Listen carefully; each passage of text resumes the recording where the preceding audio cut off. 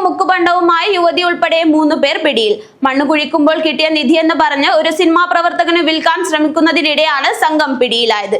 സംസ്ഥാനത്തിന്റെ മറ്റു ഭാഗങ്ങളിൽ സമാനമായ രീതിയിൽ സംഘം തട്ടിപ്പുകൾ നടത്തിയിട്ടുണ്ടോ എന്ന കാര്യവും പോലീസ് അന്വേഷിക്കുന്നുണ്ട്.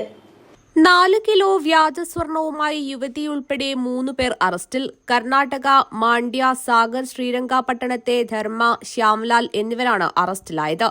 ശ്യാംലാലിന്റെ ഭാര്യയെയും പോലീസ് കസ്റ്റഡിയിലെടുത്തിട്ടുണ്ട്. ചെറുവത്തൂർ റെയിൽവേ സ്റ്റേഷന് സമീപത്തെ വാടക വീട്ടിൽ താമസിക്കുന്ന ഇവർ പൂക്കച്ചവടക്കാരാണ്. ഒരു സിനിമാ പ്രവർത്തകന് 15 ലക്ഷം രൂപയ്ക്ക് മാലകൾ വിൽപ്പന നടത്താൻ ശ്രമിച്ചതോടെയാണ് തട്ടിപ്പ് പുറത്തായത്. സിനിമാ പ്രവർത്തകൻ വിവരം പോലീസിന് കൈമാറുകയായിരുന്നു. തുടർന്ന് നടത്തിയ അന്വേഷണത്തിലാണ് പ്രതികൾ പിടിയിലായത്. ബാഗിൽ സൂക്ഷിച്ച നിലയിലാണ് ആഭരണങ്ങൾ കണ്ടെത്തിയത്. മണ്ണ് കുഴിക്കുമ്പോൾ കിട്ടിയ നിധിയാണെന്നാണ് അറസ്റ്റിലായവർ പോലീസിനോട് പറഞ്ഞത്. ചെമ്പിനു മുകളിൽ അതിവിദഗ്ധമായി സ്വർണം പൂശിയ ആഭരണങ്ങളാണ് പിടിയിലായത്.